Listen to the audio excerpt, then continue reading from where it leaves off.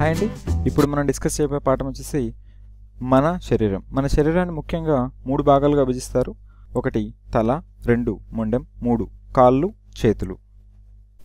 తల, మొండెం, కాళ్ళు, చేతులు. మెడ తలను మిగతా శరీర భాగంతో కలుపుతుంది. తల అటు ఇటు కదలడానికి మెడ సహాయపడుతుంది. మన ముఖంలో కళ్ళు, ముక్కు, చెవులు, నోరు మొదలైన భాగాలు ఉన్నాయి. మన శరీరంలోని భాగాలు అవి చేసే పనులు ఒకసారి చూద్దాం.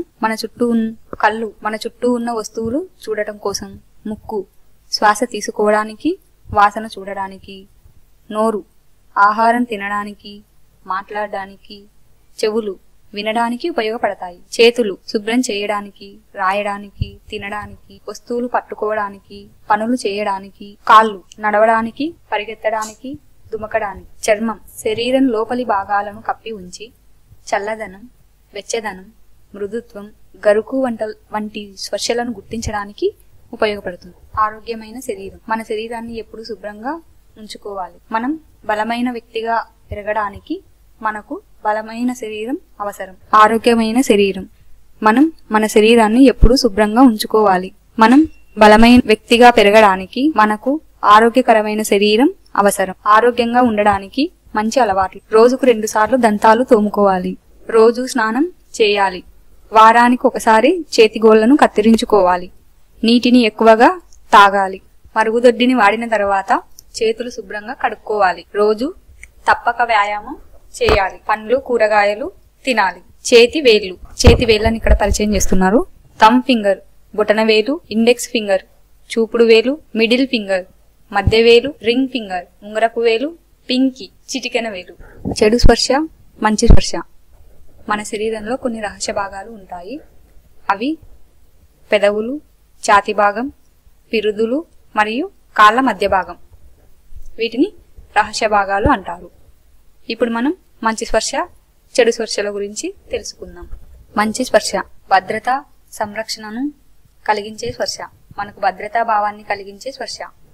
మంచి స్పర్శకు ఉదాహరణలు: అమ్మ కౌగిలించుకోవడం, నాన్న మనల్ని చేయి పట్టుకుని నడిపించడం, తండ్రి తల నిమరడం, స్నేహితుల కరచాలనం అంటే షేక్ హ్యాండ్స్, స్నేహితులు ఒకరినొకరు కౌగిలించుకోవడం, ఒకరి భుజాలపై ఒకరు చేతులు వేయడం వంటివి మంచి స్పర్శకు ఉదాహరణలు. చెడు స్పర్శ మనకు దుఃఖం, భయం, కోపం, ఆందోళనను కలిగించే స్పర్శ. ఎవరైనా మన రహస్య భాగాలను తాకడం చెడు స్పర్శ.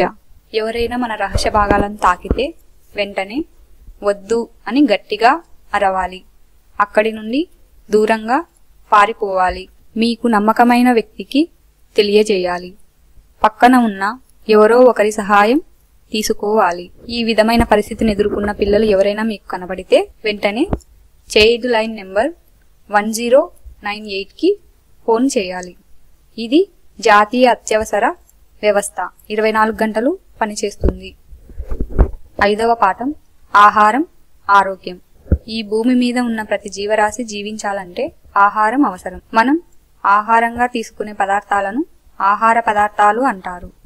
ఆహార పదార్థాలకు ఉదాహరణ: పాలు, గుడ్లు, ఆకుకూరలు, అన్నం, మాంసం మొదలగునవి. ఆహారపు అలవాట్లు కూడా ఒక్కో వయసు వారికి ఒక్కో రకంగా ఉంటాయి. చిన్నపిల్లలకు దంతాలు ఉండవు కాబట్టి వారు ఆహారాన్ని నమలలేరు.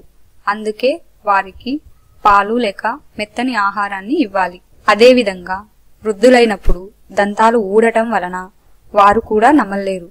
వారికి కూడా ఆహారాన్ని మెత్తగా చేసి ఇవ్వాలి. మనం తినే ఆహారం. మనకు ఆహారం మొక్కలు, జంతువుల నుండి లభిస్తుంది. మొక్కల నుండి లభించే ఆహారం. మొక్కలలో వివిధ భాగాలను మనం ఆహారంగా తీసుకుంటాము. కొన్ని మొక్కల ఆకులు, కాండం, పుష్పాలు, పండ్ల విత్తనాలను ఆహారంగా తీసుకుంటాం. ధాన్యాలు అయిన వరి, గోధుమలను కూడా ఆహారంగా తీసుకుంటాం. వరి, గోధుమలు మాత్రమే కాకుండా సజ్జలు, రాగులు, సామలు, కొర్రలు మొదలైన ఆహార ధాన్యాలను కూడా ఆహారంగా తీసుకుంటాం. మొక్కలు తినదగ్గ భాగం. మనకు చెరకు నుండి బెల్లం, చక్కెర లభిస్తుంది. అల్లం, క్యారెట్, బీట్రూట్, ముల్లంగి, బంగాళాదుంప వంటి వేరు నుంచి లభించే ఆహార పదార్థాలను మనం తీసుకుంటాము. తోటకూర, ఆకుకూర, మునగాకు, పాలకూర, కరివేపాకు వంటి ఆకులను కూడా మనం ఆహార పదార్థంగా తీసుకుంటాము. మొక్కల్లో అత్యధిక పోషకాలను కలిగి ఉండే భాగం ఆకులు, కాబట్టి ఆకుకూరలను ఎక్కువగా తీసుకోవాలి. అరటి, కాలీఫ్లవర్, లవంగం, కుంకుమ పూలు వంటివి పుష్పాలు, వీటిని కూడా మనం ఆహారంగా తీసుకుంటాము. జీడిపప్పు, పచ్చి బఠానీలు, జునుగులు, వేరుశెనక్కాయలు వంటి విత్తనాలను కూడా మనం ఆహారంగా తీసుకుంటాము. కందులు, పెసలు, మినుములు వీటిని పప్పుధాన్యాలు అంటారు. మామిడి, నారింజ, పనస, బొప్పాయి, యాపిల్, ద్రాక్ష, పుచ్చకాయ మొదలగు పండ్లను మనం తింటాము. పుట్టగొడుగు ఒక శిలీంధ్రం. ఇది అనేక పోషకాలను కలిగి ఉంటుంది. వేరుశెనగ, నువ్వులు, ఆవాలు, సూర్యకాంతం, ఆలివ్ విత్తనాల నుండి నూనెను తయారు చేస్తారు. మొక్కల నుండి లభించే ఆహారం పైన చూసుకున్నాం. జంతువుల నుండి లభించే ఆహారం పాలు, గుడ్లు, మాంసాన్ని మనం ఆహారంగా తీసుకుంటాం. ఇవి జంతువుల నుండి, పక్షుల నుండి లభిస్తాయి. ఆవులు, మేకలు, బర్రెలు వంటి జంతువుల నుండి మనకు పాలు లభిస్తాయి. పాల నుండి పెరుగు, నెయ్యి, వెన్న, జున్ను, మజ్జిగ మొదలైన పదార్థాలు లభిస్తాయి. మనం మాంసం కోసం, గుడ్ల కోసం కోళ్ళు, బాతులు వంటి పక్షులను పెంచుకుంటాము. పాల కొరకు ఆవులు, మేకలు, గొర్రెలు, బర్రెలను పెంచుకుంటాము. మేకలు, గొర్రెలు, పందులను పాలతో పాటు మాంసం కొరకు కూడా పెంచుకుంటాము. అలాగే చేపలు, రొయ్యలు, పీతలు మొదలైన సముద్ర జీవులను కూడా మనం ఆహారంగా తీసుకుంటాము. వీటిలో లవణాలు, పోషక విలువలు ఎక్కువగా ఉంటాయి. తేనె మనకు తేనెటీగల నుండి లభిస్తుంది. తేనెటీగలు పూల నుండి మకరందాన్ని సేకరిస్తాయి. తేనె పట్టులో ఈ మకరందాన్ని నిల్వ చేస్తాయి. తేనె పట్టు నుండి మైనం పొందుతాం. తేనెను కూడా వివిధ రకాలైన ఔషధాలలో ఉపయోగిస్తారు. మనం కొన్ని ఆహార పదార్థాలను వండి తింటాము, మరికొన్నింటిని వండకుండా తింటాము. వండి తినేవి బియ్యం, మాంసం, కొన్ని కూరగాయలు. వండకుండా తినేవి క్యారెట్టు, ఉల్లి, కీరదోస. వండితే ఆహారం మెత్తగా, రుచిగా ఉంటుంది. వండిన ఆహారం సులభంగా జీర్ణమవుతుంది. వండకుండా తింటే ఆహారం జీర్ణం కాదు. వంట చేయడానికి వివిధ రకాల పాత్రలను ఉపయోగిస్తాము. ఉడికించి తినేది అన్నం, వేయించి తినేవి బంగాళదుంప, కాల్చి తినేవి చిలగడదుంప, ఆవిరిలో ఉడికించి తినేవి ఇడ్లీ. వంట చేయడానికి వివిధ రకాల పాత్రలను ఉపయోగిస్తాము. ఉదాహరణకు పెన్నం, కుక్కర్లు, గ్రిల్ పాత్రలు. 6వ పాఠం నీరు ప్రకృతి వరం. ప్రకృతి ప్రసాదించిన వరమే నీరు. మనం జీవించడానికి నీరు అవసరం. మొక్కలు, జంతువులు జీవించడానికి కూడా నీరు అవసరం. నీరు లేకుండా ఈ భూమి మీద జీవరాశి జీవించలేదు. నీటి ఉపయోగాలు: స్నానం చేయడానికి, వంట చేయడానికి, బట్టలు ఉతకడానికి, మొక్కలను పెంచడానికి, ఇల్లు శుభ్రం చేయడానికి నీరు ఉపయోగపడుతుంది. వీటితో పాటు నీటిని నిప్పు ఆర్పడానికి ఫైరింజన్లలో, వ్యవసాయ పనులకు, చేపల పెంపకం, పెద్ద పెద్ద కట్టడాల నిర్మాణాలకు ఉపయోగిస్తారు. నీరు లభించే ప్రదేశాలు: వివిధ రకాల వనరుల నుండి నీరు ముఖ్యంగా వర్షం నుండి లభిస్తుంది. నీరు లభించే సహజ వనరులు: సముద్రాలు, నదులు, సరస్సులు, ప్రవాహాలు, చెరువులు, చెలిమెలు మొదలగునవి. ఆనకట్టలు, కాలువలు, గొట్టపు బావులు, చేతి పంపులు, బావులు మొదలగునవి మానవ నిర్మితమైన నీరు లభించే ప్రదేశాలు. నీటి కొరత: ప్రజలు చాలా గ్రామాల్లో బావుల నుంచి నీరు తెచ్చుకుంటారు. బావులు, చెరువులు వేసవి కాలంలో ఎండిపోతాయి. బోరు బావుల్లో సైతం నీటి మట్టం బాగా తగ్గిపోతుంది. కొన్ని ప్రాంతాలలో ప్రజలు నీటి ట్యాంకర్ల కొరకు వీధి కుళాయిలలో వచ్చే నీటి కోసం ఎదురు చూస్తూ ఉంటారు. కొంతమంది మనుషులు చేసే వివిధ రకాల పనుల ద్వారా ఉన్న కొద్దిపాటి నీరు కూడా కలుషితమవుతుంది. మనం స్వచ్ఛమైన నీటిని తాగాలి. ప్రభుత్వం సురక్షితమైన మంచినీరు పథకం ద్వారా స్వచ్ఛమైన నీటిని ప్రజలకు అందిస్తుంది. సురక్షితం కాని నీటిని తాగవద్దని ప్రచారం చేయిస్తుంది. సీలు వేయని సీసాలలో, ప్యాకెట్లలో నీరు చాలా కాలం నిల్వ ఉంటుంది. అటువంటి నీటిని ఉపయోగించకూడదు. మంచినీరు తాగడానికి బాటిల్స్ వాడతారు. వీటిలో రోగకారక క్రిములు వృద్ధి చెందవచ్చు. ఇటువంటి వాటిని వాడితే మనం అనారోగ్యం పాలవుతాము. అందుకే బాటిల్స్ ఉప్పు నీటితో శుభ్రపరచాలి. మనం తాగే నీరు శుభ్రంగాను సూక్ష్మజీవులు లేకుండా ఉండాలి. నీటిని శుద్ధి చేయడానికి అత్యంత సాధారణ మార్గం మరిగించడం. తాగే ముందు నీటిని కాచి చల్లార్చి తాగాలి. నీటిని శుద్ధి చేసే సాధనాలు: నీటి వడబోత, నీటిని కాచి చల్లార్చి మూత పెట్టిన పాత్రలో నిల్వ చేయాలి. నీటి గంట. ఏపీ ప్రభుత్వం ఒక ప్రత్యేకమైన గంటను పరిచయం చేసింది. ప్రార్థన గంట, పీరియడ్ గంట, విరామపు గంట మాదిరి నీటి గంటను కూడా ఏర్పాటు చేసింది. ఇది రోజుకు 3 సార్లు మోగుతుంది. దీని ఉద్దేశం విద్యార్థులను తగినంత నీరు తాగే విధంగా చేయడమే. దీని ద్వారా విద్యార్థులు నిర్జలీకరణకు గురి కాకుండా చూడటం, ఆరోగ్యంగా ఉంచడం. నీటిని ఎలా ఆదా చేయాలి? నీటిని ఆదా చేసే విషయానికి వస్తే, మనం త్రాగడానికి చిన్న గ్లాసును వాడాలి. మనం పండ్లు, కూరగాయలను కడిగేటప్పుడు ఒక పాత్రను ఉపయోగించాలి. పారే కుళాయి కింద కడిగి నీటిని వృధా చేయకూడదు. బకెట్ నుండి నీరు పొర్లిపోయేలా చేయరాదు. దంతాలు శుభ్రం చేయడం, దుస్తులు ఉతికినప్పుడు, స్నానం చేసిన వెంటనే కుళాయి కట్టివేయాలి. కుళాయి ట్యాప్ ఆన్ చేసి మనం మన పనులు చేసుకోకూడదు. గొట్టాలు, సాకెట్లు కారకుండా ఎప్పటికప్పుడు చూస్తుండాలి. నీటి ట్యాంకు నిండిన వెంటనే విద్యుత్ మోటార్ ఆపివేయాలి. మన ప్రభుత్వం నీటిని వృధా చేయవద్దని అవగాహన కలిగిస్తుంది. నీటి వృధా చేయవద్దని నినాదాలను కూడా రాసి ప్రదర్శిస్తుంది. 7వ పాఠం మన ఇల్లు.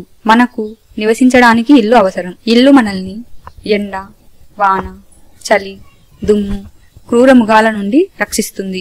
నివాసాల పరిణామ క్రమం గురించి తెలుసుకుందాం.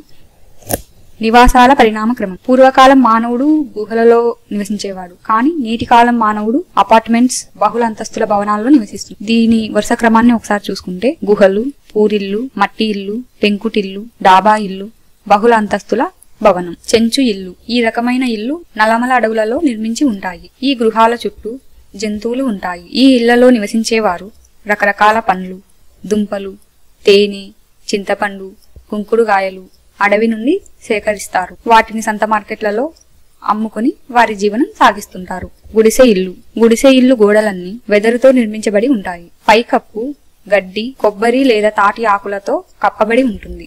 పెంకుటిల్లు. ఈ ఇంటి గోడలు ఇటుక, సిమెంట్ తో నిర్మించబడి ఉంటాయి. పైకప్పు మాత్రం పెంకులతో కప్పబడి ఉంటుంది. మట్టి ఇల్లు. మట్టితో తయారైన ఇల్లు. ఈ ఇంటి నిర్మాణంలో మట్టిని దిమ్మెలుగా మార్చి ఎండబెడతారు. ఈ దిమ్మెలతో గోడలు, పైకప్పు నిర్మిస్తారు. రాతి ఇల్లు. రాతితో కట్టిన ఇల్లు. ఈ ఇంటి గోడలు, పైకప్పు రాతితో కప్పబడి ఉంటాయి. ఈ రకమైన ఇల్లు రాయలసీమ జిల్లాలలో ఎక్కువగా కనబడతాయి. బహుళ అంతస్తుల భవనం. గది గోడలు ఇటుక, సిమెంట్, చెక్కతో నిర్మించబడి ఉంటాయి. పైకప్పు కాంక్రీటుతో నిర్మించబడింది. ఇది స్తంభాలపై నిర్మించబడి ఉంటుంది. ఇందులో 10 నుండి 20 కుటుంబాల వరకు నివసిస్తారు. పక్కా ఇల్లు. వీటిని విల్లాలు అని కూడా అంటారు. ఇవి సిమెంటు, ఇటుకలతో నిర్మించబడి ఉంటాయి. గుడారాలు. ఇవి కాన్వాస్ గుడ్డతో తయారై ఉంటాయి. వెదురు బొంగులు వీటి ఆధారంగా ఉపయోగిస్తారు. ఇటువంటివి ఒక చోటు నుండి మరో చోటుకి బ్రతుకుదెరువు కోసం వెళ్లే వాళ్ళు ఎక్కువగా ఉపయోగిస్తారు. ఇటువంటి గుడారాలు ఎక్కువగా నిర్మాణాలు జరిగే చోట, అంటే బహుళ అంతస్తుల భవనాలు నిర్మించే చోట, సర్కసుల్లో పనిచేసే వారు ఉండే ప్రదేశాలలో, సైనికులు ఉండే ప్రదేశాలలో ఎక్కువగా కనబడతాయి. కార్వాను. ఇది చక్రాలతో నిర్మించబడి ఉంటుంది. ఒక ప్రాంతం నుండి ఇంకో ప్రాంతానికి నడవడానికి వీలుగా ఉంటుంది. ఇళ్ల రకాలు. తాత్కాలిక నివాసాలు, శాశ్వత నివాసాలు. ముందుగా తాత్కాలిక నివాసాలు. ఏ ఇల్లు అయితే ఒక చోటు నుండి మరో చోటికి మార్చడానికి వీలుగా ఉంటుందో అటువంటి నివాసాలను తాత్కాలిక నివాసాలు అంటారు. డేరాలు, కార్వాన్లు, గుడిసెలు మొదలగు వాటిని తాత్కాలిక నివాసాలకు ఉదాహరణలుగా చెప్పవచ్చు. శాశ్వత నివాసాలు. ఏ ఇల్లు అయితే ఒక చోటు నుండి ఇంకో చోటికి మార్చడానికి వీలుగా ఉండదో అటువంటి వాటిని శాశ్వత నివాసాలు అంటారు. ఉదాహరణకు బహుళ అంతస్తుల భవనము, పక్కా ఇల్లు మొదలగునవి. ఇళ్లను మరో 2 రకాలుగా కూడా విభజించవచ్చు. అవి కచ్చా ఇల్లు, పక్కా ఇల్లు. కచ్చా ఇల్లు మట్టి, గడ్డిచే నిర్మించబడిన ఇల్లు కచ్చా ఇల్లు. అన్ని గుడిసెలు కచ్చా ఇళ్లకు ఉదాహరణ. పక్కా ఇల్లు ఇటుకలు, సిమెంట్, ఇసుక, ఇనుముతో నిర్మించబడిన ఇల్లు. వీటిని పక్కా ఇల్లు అంటారు. అన్ని రాతి భవనాలు, బహుళ అంతస్తుల భవనాలు పక్కా ఇళ్లకు ఉదాహరణ. మరో రకంగా చెప్పాలంటే అన్ని కచ్చా ఇళ్లను తాత్కాలిక నివాసాలు అంటారు. అన్ని పక్కా ఇళ్లను శాశ్వత నివాసాలు అంటారు. మనం చూసే ప్రతి ఇంటి పైకప్పు ఒకే విధంగా ఉండదు. కొన్ని చదునుగాను, కొన్ని ఏటవాలుగాను, మరికొన్ని వంపుగాను ఉంటాయి. సామాన్యంగా ఒక కుటుంబం ఇల్లు కట్టుకోవడానికి ఆధారపడిన అంశాలు వాతావరణం, ఆర్థిక పరిస్థితి, లభ్యమయ్యే సామాగ్రి, స్థలం లభ్యత. ఇల్లు నిర్మించుకోవడం అనేది ఈ 4 అంశాలపైన ఆధారపడి ఉంటుంది. ఇల్లు ఎలాంటిదైనా, అది గుడిసైనా, పెంకుటిల్లైనా, పక్కా ఇల్లైనా, మనం వస్తువులను పొందికగా అమర్చితే అది శుభ్రంగా కనిపిస్తుంది. శుభ్రమైన ఇల్లు మనల్ని ఆరోగ్యంగా ఉంచుతుంది. ఇల్లు లేని ప్రజలు నివసించే ప్రదేశాలు రైల్వే స్టేషన్లలో, ఫ్లైఓవర్ బ్రిడ్జి కింద, పైపుల్లో గుడారాలు వేసుకుని నివసిస్తుంటారు. మనకు నివాసాలు ఉన్నట్లే జంతువులకు కూడా నివాసాలు ఉంటాయి. ఈ నివాసాలు వాటిని ఎండ, వాన, చలి, శత్రువుల నుండి రక్షిస్తుంది. జంతువులు వాటి నివాసాలు. సింహం, ఎలుగుబంటి వంటి జంతువులు అడవిలలో, గుహలలో నివసిస్తాయి. ఆవులు, బర్రెలు పశువుల శాలలో, కుందేలు, ఉడత బొరియల్లో, పక్షులు గూళ్లలో, కుక్కలు కెన్నెల్స్లలో, కోళ్లు తీగల గదిలో, పాములు పుట్టలో, గుర్రాలు గుర్రపు శాలలో నివసిస్తాయి. చేపలు, తిమింగలాలు వంటివి నీటిలో నివసిస్తాయి. కప్ప, ముసలి వంటి జంతువులు నేలపైన, నీటిలో నివసిస్తాయి. పక్షుల నివాసాలు. పక్షులు నివసించే నివాసాన్ని గూళ్ళు అంటారు. పక్షులు గుడ్లు పెట్టడానికి, తమ పిల్లలను సంరక్షించడానికి గూళ్ళు కట్టుకుంటాయి. ఇవి ముఖ్యంగా గుడ్లు పెట్టే సందర్భంలో గూళ్లను నిర్మించుకుంటాయి. పక్షులు గూళ్ళ నిర్మాణానికి పుల్లలు, గడ్డి పరకలు, ఆకులు, పత్తి ఉపయోగించి తయారు చేసుకుంటాయి. పిచ్చుక గూడు నిర్మాణం చూద్దాం. ఇది చెట్లపైన పెంకులు, పెంకుటిండ్లలోని దూరాలపైన గడ్డి పుల్లలు, ఆకులు, పత్తిని ఉపయోగించి గూడు కట్టుకుంటుంది. పిచ్చుక గూడు నిర్మాణం. వడ్రంగి పిట్ట చెట్ల కాండానికి పెద్ద పెద్ద రంధ్రాలను చేసి తన నివాసాన్ని నిర్మించుకుంటుంది.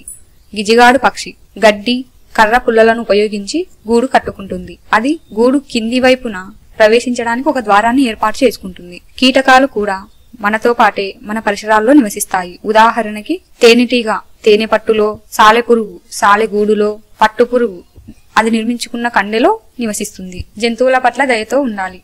వాటికి ఎటువంటి హాని చేయకూడదు. 3వ తరగతి పరిసరాల విజ్ఞానంలో 8వ పాఠం ఊరికి పోదాం. ఈ పాఠం మొదట్లోనే కొంత సంభాషణ జరుగుతుంది. అందులో కర్నూలు జిల్లాలో ప్రవహించే నది ప్రస్తావన వస్తుంది. కర్నూలులో ప్రవహించే నది తుంగభద్ర. ఇప్పుడు మనం బస్టాండ్ అంటే ఏంటో తెలుసుకుందాం. బస్సులు నిలుపు స్థలాన్ని బస్టాండ్ అంటారు. వివిధ ప్రాంతాల నుండి వచ్చిన బస్సులు అన్ని బస్టాండుల్లో నిలుపుతారు. ఇక్కడ ప్రయాణికుల కోసం వెయిట్ చేసి ఉండడానికి, కూర్చోవడానికి అనువైన స్థలం ఉంటుంది. దానిని మనం ప్లాట్ఫామ్ అంటారు. రవాణా వ్యవస్థ గాలిలో, నీటిలో, భూమిపై ప్రయాణించడానికి ఉపయోగపడే సాధనాలన్నిటినీ కలిపి రవాణా సాధనాలు అంటారు. ఈ రవాణా సాధనాలను ఉపయోగించి మనం ఒక చోటు నుండి మరో చోటికి ప్రయాణిస్తాము. ఈ విధంగా జరిగే మొత్తం వ్యవస్థను రవాణా వ్యవస్థ అంటారు. రోడ్డు మీద నడిచే వాహనాలు కార్లు, బైకులు, ఆటోలు, బస్సులు. నీటి మీద నడిచే వాహనాలు పడవలు, ఓడలు, స్టీమర్లు. గాలిలో నడిచే వాహనాలు విమానాలు, హెలికాప్టర్లు, రాకెట్లు. రవాణా వ్యవస్థలో మనం ముందుగానే తెలుసుకున్నాం. గాలిలో, నీటిలో, భూమిపై ప్రయాణిస్తాయి వాహనాలు అని. వాటిని గురించిన వివరణ ఇక్కడ. రోడ్డు మార్గాలు. రవాణా విధానాలలో ముఖ్యమైనవి రోడ్డు మార్గాలు. రోడ్ల తయారీకి వాడే పదార్థాలను బట్టి రోడ్లను 6 రకాలుగా విభజించారు. మట్టి రోడ్లు, గ్రావెల్ రోడ్లు, ఎర్రమట్టి రోడ్లు, 4వది గ్రానైట్ రోడ్లు, 5 తారు రోడ్డు, 6 కాంక్రీట్ రోడ్డు. కొన్ని రోడ్లను వాటి పక్కన ఉన్న ప్రభుత్వ కార్యాలయాల పేర్లతో పిలుస్తారు. వాటితో పాటు కొంతమంది ప్రముఖ వ్యక్తుల విగ్రహాలు ఉంటాయి కదండి, వాటి పేర్లతో కూడా పిలుస్తారు. ఉదాహరణకు పటేల్ రోడ్డు, గాంధీ రోడ్డు, ఆస్పత్రి రోడ్డు, పంచాయతీ రోడ్డు మొదలగునవి. రోడ్లను మరియు వాహనాలను ప్రయాణం కోసం మాత్రమే కాకుండా కొన్ని వస్తువులను రవాణా చేయడానికి కూడా ఉపయోగిస్తారు. ప్రయాణం కోసం వాడే వాహనాలు. వాహనాలను కేవలం ప్రయాణం కోసం మాత్రమే కాకుండా రవాణాకు కూడా ఉపయోగిస్తారు. ప్రయాణం కోసం వాడే వాహనాలు car, bus, bike, train, aeroplane. రవాణా కోసం వాడే వాహనాలు అంటే మనుషులను కానీ వస్తువులను కానీ తీసుకువెళ్లే వాహనాలు ambulance, road roller, fire engine, goods train మొదలగునవి. ఊరికి పోదాం పాఠంలో భాగంగా జీవన నైపుణ్యాలు. వివిధ దూరాలను ప్రయాణించడానికి సరైన వాహనాన్ని ఎంచుకోవాలి. సో మనం వాహనాలను ప్రయాణం కోసం మాత్రమే కాకుండా వివిధ వస్తువుల రవాణాకు కూడా ఉపయోగిస్తారని చెప్పుకున్నాము. వాటిలో చాలా దూరం ప్రయాణించడానికి ఎలాంటి వాహనాలు అనువైనవో చూసుకుని వాటిని ఎంచుకోవాలి. ప్రయాణించేటప్పుడు తప్పకుండా ట్రాఫిక్ సిగ్నల్స్, ట్రాఫిక్ నిబంధనలు పాటించాలి. అత్యవసర పరిస్థితులలో 100, 104, 108 సేవలను వినియోగించుకోవాలి. వాహనాలను నడపాలంటే ఇంధనం అవసరం. ఇక్కడ వీటితో పాటు పెట్రోల్ బంకుల్లో ఉండేటువంటి నిబంధనలు: సిగరెట్ వెలిగించరాదు, సెల్ ఫోన్ లో మాట్లాడరాదు, పెట్రోల్ బంకులో ఇంజిన్ ను ఆఫ్ చేయాలి. ఇది 3వ తరగతి పరిసరాల విజ్ఞానంలో ఊరికి పోదాం పాఠం అండి.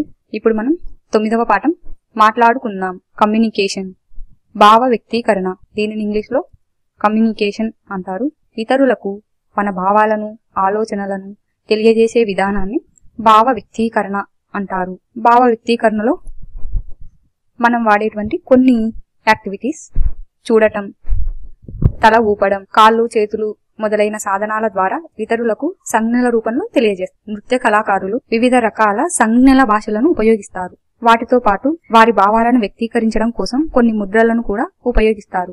ఇవన్నీ కూడా కమ్యూనికేషన్ విధానాలే. ఇప్పుడు మనం భావ వ్యక్తీకరణ రకాలు, కమ్యూనికేషన్ టైప్స్ తెలుసుకుందాం. వ్యక్తులు ఒకరితో ఒకరు 2 రకాలుగా తమ భావాలను వ్యక్తీకరించుకోవచ్చు. అవి మౌఖిక సంభాషణ, 2 శబ్ద సంభాషణ. మౌఖిక సంభాషణ: వ్యక్తులు ఒకరికొకరు ఫోన్ ద్వారా గాని, పరస్పరంగా కాని, అంటే ఎదురెదురు కూర్చొని మాట్లాడడం, లాంటి వాటిని మౌఖిక సంభాషణ అంటారు. ఇప్పుడు మనం శబ్ద సంభాషణ అంటే ఏంటో చూద్దాం. వ్యక్తులు తమ భావాలను, ఆలోచనలను హావభావాల ద్వారా వ్యక్తపరిస్తే దానిని శబ్ద సంభాషణ అంటారు. మౌఖిక సంభాషణ, శబ్ద సంభాషణ, ఈ రెండింటినీ కూడా వెర్బల్ కమ్యూనికేషన్ అంటారు. భావ వ్యక్తీకరణ 2 విధాలుగా జరుగుతుంది. 1 ప్రత్యక్ష భావ వ్యక్తీకరణ, 2 పరోక్ష భావ వ్యక్తీకరణ. భావ వ్యక్తీకరణ జరిగే విధానాలలో ఫస్ట్ది ప్రత్యక్ష భావ వ్యక్తీకరణ. స్నేహితులు, ఉపాధ్యాయులు, తల్లిదండ్రుల దగ్గర వ్యక్తపరిచే భావ వ్యక్తీకరణ. ఇక్కడ వ్యక్తుల భావాలను, ఆలోచనలను వారి శరీర కదలికల ద్వారా వ్యక్తపరుస్తారు. ఉదాహరణకు చేతులు ఊపడం, కరచాలనం. 2 పరోక్ష భావ వ్యక్తీకరణ. మనం దూరదర్శినిని చూడటం ద్వారా, అంటే టీవీ చూడడం ద్వారా సమాచారం తెలుసుకుంటాము. దీనిని పరోక్ష భావ వ్యక్తీకరణ అంటారు. ఉదాహరణకు పోస్ట్ మ్యాన్ లెటర్స్ ఇవ్వడం, ఫోన్ కాల్స్, మెసేజెస్ మొదలగునవి. పురాతన కాలంలో ప్రజలు దూరంగా ఉన్న వారికి చెప్పదలుచుకున్నది ధ్వని, డంకా ద్వారా, పొగ ద్వారా సంకేతాలు ఇవ్వడం ద్వారా, లేఖలు పంపడం ద్వారా, లేదా గుర్రపు స్వారీ చేసే వారి ద్వారా ఒక ప్రాంతం నుండి మరో ప్రాంతానికి పంపేవారు. భావాలను సంకేతాల ద్వారా వ్యక్తపరచడం సంకేత భాష. చెవిటి, మూగ వ్యక్తులు తమ భావాలను వ్యక్తపరచుటకు సంకేత భాషను ఉపయోగిస్తారు. పొలంలో దిష్టి బొమ్మలను పెట్టడం కూడా ఒక రకమైన సంకేత భాష. అంటే పక్షులు పొలంలోని ధాన్యపు గింజలను తినకుండా ఉండటానికి రైతులు వాడే ఒక రకమైన సంకేత భాష దిష్టి బొమ్మలను వాడటం. భావ వ్యక్తీకరణ రకాలు మరికొన్నింటిని ఇక్కడ చూద్దాం. ఇప్పటి వరకు మనం ప్రత్యక్ష భావ వ్యక్తీకరణ చూసాం, పరోక్ష భావ వ్యక్తీకరణ చూసాం. ఇప్పుడు దృశ్య భావ వ్యక్తీకరణ. దృశ్య భావ వ్యక్తీకరణ: తాబేలు, నత్తలు బెదిరింపులకు గురైనప్పుడు రక్షణ కోసం వాటి తలను ముడుచుకుంటాయి. తలను ముడుచుకుంటాయి. కుక్కలు సంతోషంగా ఉన్నప్పుడు వాటి తోకను ఊపుతాయి. వాగల్ డాన్స్ అనేది తేనెటీగలు చేసే ఒక రకమైన దృశ్య భావ వ్యక్తీకరణ. తేనెటీగలలో రకాలున్నాయండి. అవి రాణి ఈగ, మగ ఈగలు, కూలి ఈగలు. ఈ కూలి ఈగలు బయట పుష్పాలలోని మకరందాన్ని తీసుకొని వచ్చి తేనె పట్టులో భద్రపరుస్తాయి. కూలీ తేనెటీగలు ఆహారం యొక్క సమాచారాన్ని నాట్యం ద్వారా ఒకదానికొకటి తెలియజేసుకుంటాయి. 2 శ్రవణ భావ వ్యక్తీకరణ. ఏనుగులు ఘీంకారం ద్వారా దూరంగా ఉన్న ఇతర గుంపులతో మాట్లాడతాయి. గుంపులోని తోడేళ్లు ఇతర తోడేళ్లను పిలవడానికి ఊలా అనే శబ్దాన్ని చేస్తాయి. 3 స్పర్శధార భావ వ్యక్తీకరణ. కుక్కలు, పిల్లులు తమ పిల్లలను నాకడం ద్వారా తమ ప్రేమను వ్యక్తపరుస్తాయి. ఈ విధంగా చేయడం ఒక రకంగా వాటి పిల్లలను శుభ్రం చేయడం కూడా. 3 స్పర్శ ద్వారా భావ వ్యక్తీకరణ. కుక్కలు, పిల్లులు తమ పిల్లలను నాకడం ద్వారా తమ ప్రేమను వ్యక్తపరుస్తాయి. ఈ విధంగా చేయడం ద్వారా ఒక రకంగా వాటి పిల్లలు కూడా శుభ్రపడతాయి. కోతులు, బబూన్లు ప్రేమను కనబరచడానికి ఒకదానికొకటి దువ్వుకుంటాయి. 4 రసాయనిక భావ వ్యక్తీకరణ. పిల్లులు తమ వాసనలను గుర్తించడానికి వస్తువులపై రుద్దుతాయి. పాములు, కుక్కలు శత్రువులను గుర్తించడానికి వాటి వాసన జ్ఞానాన్ని ఉపయోగిస్తాయి. 10వ పాఠం ఆటలు, వినోదం. ఎప్పుడూ పని చేయడం వల్ల తొందరగా అలసిపోయి విసుగు చెందుతారు. అప్పుడప్పుడు కొంత విరామం, వినోదం పిల్లల నుంచి పెద్దల వరకు అందరికీ చాలా అవసరం. ఆటలు ఆడటం వల్ల మనకు ఆనందం కలుగుతుంది. శరీరానికి చక్కని వ్యాయామం కలుగుతుంది. ఎముకలు, కండరాలు గట్టిపడతాయి. సహకారం, కలిసి పనిచేయడం వంటి సుగుణాలు అలవడతాయి. ఆటలు వినోదాత్మకంగా ఉంటాయి కావున పిల్లలు ఆటలు ఆడటాన్ని ఇష్టపడతారు. పిల్లలు ఆడే ఆటల్లో కొన్నింటిని చూద్దాం. తాడాట, దాగుడు మూతలు, గోనె సంచి ఆట, పైన చెప్పుకున్న ఆటలు పల్లెటూళ్లలో సాధారణంగా అందరూ పిల్లలు ఆడే ఆటలు.